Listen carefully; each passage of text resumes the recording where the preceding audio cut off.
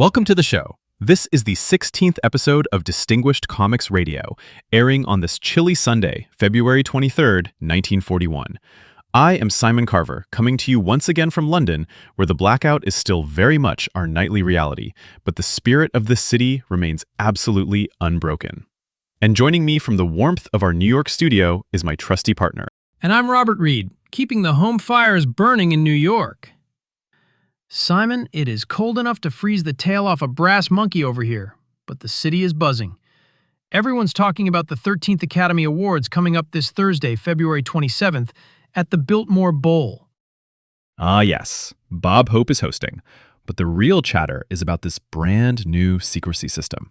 For the first time, they're using sealed envelopes from Price Waterhouse to keep the winners secret until the very moment they open them on stage. No more leaks to the Los Angeles Times like last year. Sealed envelopes.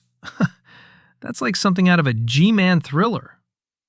If they want real mystery, though, they don't need to look at Hollywood. They just need to open the pages of Crack Comics, published by Everett Busy Arnold's Quality Comics Group. Specifically, their most bizarre, mind-bending feature yet, Madame Fatale, who made her debut in Crack Comics #1 back in May of 1940. Crack Comics #1. That is an extraordinary book. It was drawn and written by a young 26-year-old Armenian-American artist named Arthur Panagin. Panagin grew up in West Hoboken, New Jersey, and he has this marvelously expressive, fluid line. But the concept he came up with here, it is unlike anything else on the newsstands. We are talking about Richard Stanton, a wealthy retired stage actor and renowned female impersonator. A retired female impersonator as a crime buster? Holy cow, Simon. When I first laid eyes on that red coat, the red hat, and the spectacles, I thought my spectacles were dirty. But Richard Stanton is a man driven by a deep, aching tragedy. He puts on the dress, the wig, and the makeup to become an unassuming old lady, all so he can walk the meanest streets unnoticed, searching for his kidnapped daughter. Searching for his kidnapped daughter. It is a heartbreaking motive, wrapped in an incredibly daring theatrical disguise. He even has a pet parrot named Hamlet. Hamlet. And the bird actually quotes Shakespeare. He sits there in his cage squawking, "To be or not to be, that is the question." Panagin must have had a grand old time writing those word balloons. It's the perfect theatrical touch for a retired actor's penthouse. Let us do a deep dive into that very first story in Crack Comics #1. We open with Stanton in his Madame Fatale disguise visiting a neighbor named Sarah. She is in tears because her husband is sick in bed and they're being extorted by a brutal gang of racketeers. And the leader of this gang is a nasty piece of work named John Carver. John Carver. Now hold on a second, Simon. Carver? Any relation to the award-winning broadcast journalist currently hiding out in a London cellar? I can assure our listeners, Robert, that the New York Carvers have no connection to this fictional brute. But this John Carver is indeed a rat. His thugs, Mike and Lou, barge into Sarah's apartment to collect the cash. But they didn't reckon on the old lady sitting in the corner. Stanton leaps up, socks Mike right in the jaw, and then grabs the window drapes and rips them down, throwing them right over Lou's head. Ripping down the drapes. That is classic stagecraft turned into street justice. He beats them black and blue with a heavy wooden cane. After the dust settles, Stanton searches Mike's pockets and finds a business address. The Benson Building. So, Madame Fatale heads downtown, tricks a friendly porter named Mr. Porter to look through the scrap wastebaskets and finds an envelope with John Carver's home address. 410 Elm Drive, West Haven. West Haven, yes. Stanton stage manages a brilliant trick. He goes to Carver's neighborhood and purposefully walks in front of Carver's speeding red coupe. The car knocks him down, and Carver, not wanting a public scene, tells his driver to put the injured old lady in the back seat and bring her to his private library to recover. Talk about taking a hit for the show. But once they get Madame Fatale onto the sofa, a bundle of papers slips out of her coat pocket. Carver picks them up and starts reading. It's a bunch of old newspaper clippings. Richard Stanton plays final stage role. Richard Stanton marries. Proud father of baby girl. Stanton heir still missing. No word as yet from kidnappers. It is a stunning, dramatic reveal. Carver turns to the sofa, stares at Madame Fatal, and realizes the truth. He cries out, "I should have known!" And Stanton stands up, pulls off his white wig, and reveals his true face. It turns out, 9 years prior, Carver was a jealous rival in love. When Stanton married the girl they both coveted, Carver went mad with rage, waited 2 years, and then kidnapped Stanton's only daughter. 9 years of searching.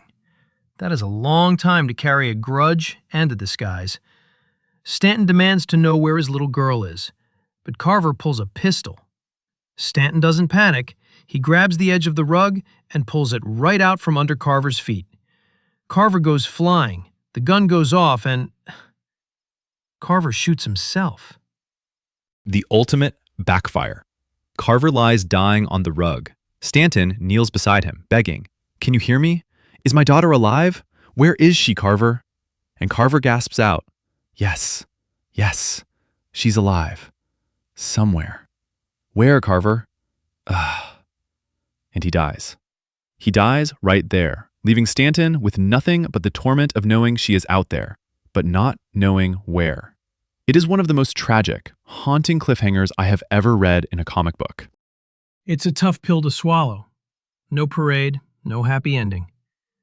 Stanton goes home, puts the wig back on, and vows to keep fighting crime as Madame Fatale until he finds her. Hamlet the parrot tries to comfort him, but you can feel the heavy loneliness in those final panels. That heavy tone takes a very abrupt, fascinating shift as we move into Crack Comics number 2 through 4. The feature transitions from personal, street-level vengeance to high-stakes national defense. In issue number 2, a local scientist named Professor Lane invents a new, highly destructive chemical gas. Foreign spies are crawling all over town trying to steal the formula. Foreign spies. In June of 1940, that was hitting very close to home with everything going on across the pond. The spies kidnapped the real Colonel Jeffrey, and one of their agents disguises himself as the colonel to meet Professor Lane. But Madame Fatale is hiding in the shrubbery outside, watching the whole thing. And she spots the deception because of a brilliant piece of detective work. The imposter looks at the test tube of chemical gas and says, "It certainly has a beautiful, rich red color." But the real Colonel Jeffrey was colorblind. Everyone in his regiment knew he couldn't tell red from green. Colorblind, that is a top-notch clue. Madame Fatale swings in on a window drape, knocks the fake colonel into next week, and saves the day. And then, in issue number 3, we go from chemical gas to gold bullion. The steamship SS Iris is sunk off the coast of Maine by a group of modern pirates. A Gothic adventure indeed. Stanton paddles a canoe along the rugged Maine coast to Windward Castle, this imposing fortress built on a cliff. He climbs the sheer rock face in his red dress and heels. Inside, he discovers the ship's crew are working with a villain named Ross and his assistant, Slade, using a hidden torpedo launcher under the castle to sink ships and steal the gold. Swinging on drapes again. He crashes through the room, defeats Ross, and chases him to the edge of the cliff. Ross tries to jump, but Madame Fatale grabs his gun arm and flips him over her shoulder. Then, in issue number 4, we get another defense plot. A traitor is trying to steal the model of a new special bomber plane.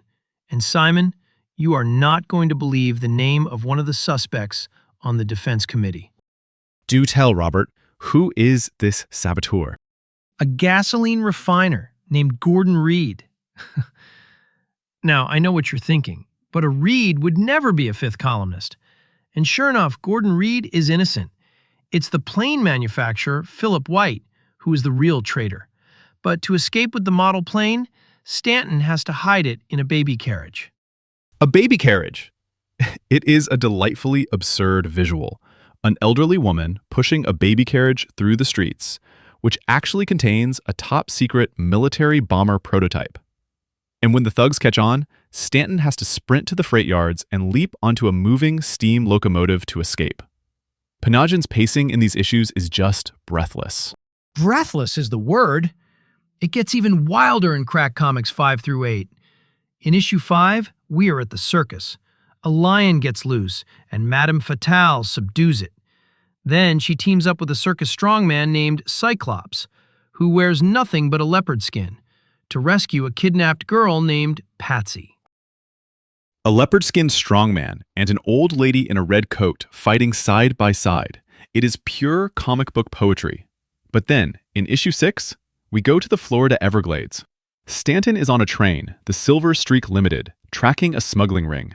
The villains throw Madame Fatale off the train and right into a swamp teeming with man-eating crocodiles. Crocodiles! But Panajin drops a great caption. But Madame Fatale is an expert swimmer. He just dives through the water, dodging those snapping jaws like he's back in the Chicago municipal pools. He reaches the shore, sneaks into the smuggler's cabin, and knocks out the radio operator by slamming a wooden chair right into his stomach. The old chair to the midsection trick. And then we have issue 7, which is a genuine sci-fi horror story. Wealthy financiers are being murdered by what looks like bolts of lightning on clear, cloudless days. Stanton tracks the Electric Wizard to a hidden cave in South Jersey where a massive dynamo is generating millions of volts of electric current. A hidden dynamo cave. When the villain turns the lightning machine on Madame Fatale, Stanton throws a steady stream of heavy rocks to ruin the power motor. The whole cave floods with seawater, and Stanton has to swim out with a cramp. It is just fantastic, high-energy stuff. It really is. And that leads us to issue 8, set on Bleak Island. There is a rumor of a sea ghost that looks like a giant fanged ape man terrorizing the local waters. Stanton puts on a heavy canvas diving suit to search the floor of the ocean, finding the wrecked yacht, the Rex. He gets into a silent underwater fistfight with another diver. An underwater fistfight in deep-sea brass helmets. You can practically hear the air bubbles. It turns out the ape man is a local strongman named Thor, controlled by the villain Dr. Prowl to scare people away from the wreck. Madame Fatale saves the day by cracking Dr. Prowl over the head with her cane. Arthur Panajin's art across all 8 of these issues is just spectacular. He uses these bold, heavy blacks, and his characters have this wonderful theatrical posture. You can tell he understood the stage. It is a crying shame that more people don't talk about his work today. Well, they're talking about him now, Simon. And speaking of great features, next week on our standard broadcast, we are diving deep into the ghostly wrath of the Spectre in More Fun Comics number 52 through 62, plus his appearances in All-Star Comics 1 and 2. The Spectre. Now there's a character who knows how to handle the dark. If any of our listeners have thoughts on Madame Fatale or want to share their predictions for the Academy Awards this Thursday, do send us a mail. Our friend from the future, Mr. Moore, insists we can be reached at distinguishedcomicsradio@gmail.com. That's distinguishedcomicsradio@gmail.com. Send us those letters, folks. From the New York studio, I'm Robert Reed. Keep your chin up and keep reading the funny pages. And from a quiet, darkened London, where we keep our flashlights ready and our spirits high, I am Simon Carver. Good night, everyone, and keep your courage up.